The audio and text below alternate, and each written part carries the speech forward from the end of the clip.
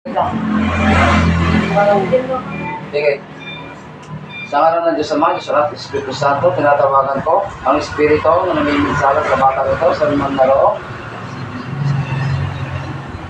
Pasok!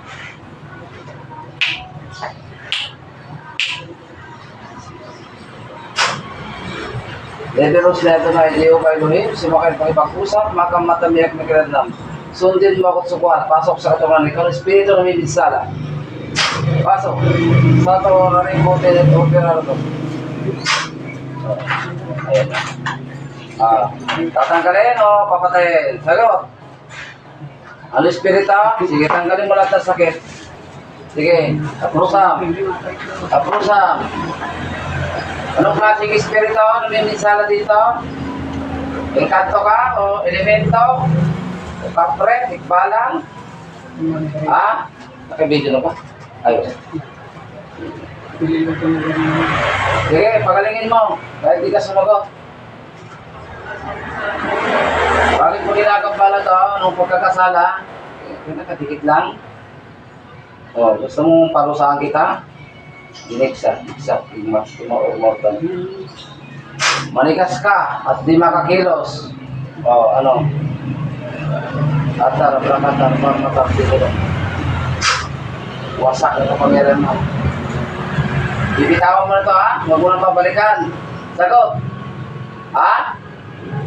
Huwag ka nang babalik, ha? Naiiya ka. Ano ka ba? Puti o itim? Anong kulay mo? Puti o itim? Ayos mo ito. Ayos siya. Ibigyan kita ng espada.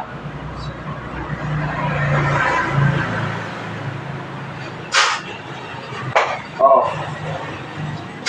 Diyan ka na mamamatay.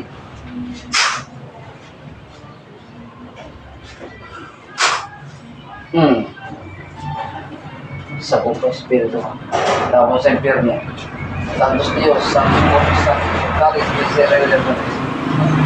Kisay. Oy. Nakatulog ka? Nakatulog ka?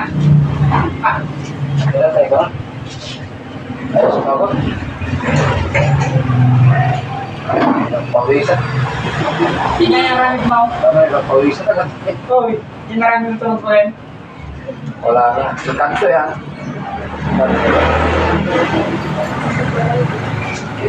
Comedy pa airport. Uy, yung maraming mo. Damang?